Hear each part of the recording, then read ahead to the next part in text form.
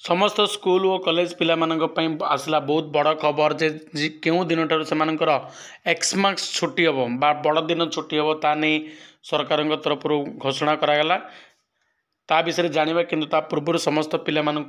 अनुरोध जो मैंने प्रथम थर पर आम चैनल को आसती निहाती चैनल को सब्सक्राइब करेंगे भिडियोटी को लाइक करेंगे और तुम सांग मान सहित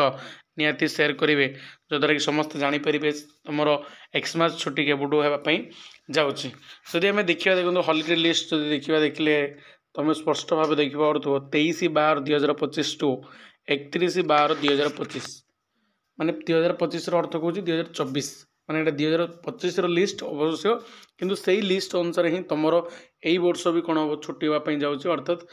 23/12/2024 टू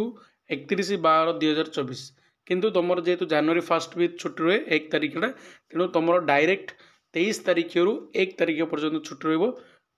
2 तारिख तुम कौन हम स्कूल खोल तेणु पाखापाखि तुमको 8 ରୁ 9 दिन कौन हम एक्समार्क्स छुट्टी मिल पाँ।